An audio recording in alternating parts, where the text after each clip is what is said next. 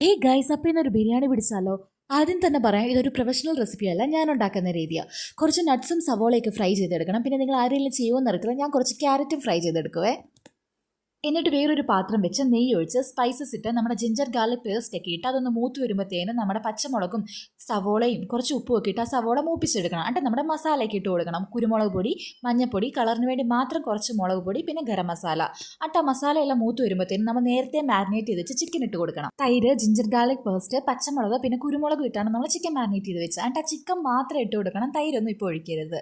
പിന്നെ കുറച്ച് മല്ലിയില, നമ്മുടെ തക്കാളി എല്ലാം, പിന്നെ നേരത്തെ ഫ്രൈ ചെയ്ത് വെച്ച ഓണിയൻ ഉണ്ടല്ലോ, അതും ഇട്ട് അത് നന്നായിട്ട് മിക്സ് ചെയ്തെടുത്തിട്ട് കുറച്ച് തൈരും നമ്മൾ നേരത്തെ എടുത്ത തൈരും കൂടെ രണ്ടും കൂടെ മിക്സ് ചെയ്ത് ആഡ് ചെയ്യണം. എന്നിട്ട് അതെല്ലാം കൂടെ നന്നായിട്ട് മിക്സ് ചെയ്ത് ഒന്ന് അടച്ച് വെച്ച് വേവിക്കണം. എക്സ്ട്രാ വെള്ളമൊന്നും ചേർക്കേണ്ട. ചിക്കനിൽ നിന്ന് തന്നെ അത്യാവശ്യം നല്ല വെള്ളം ഇറങ്ങും. ഇത് കണ്ടില്ലേ?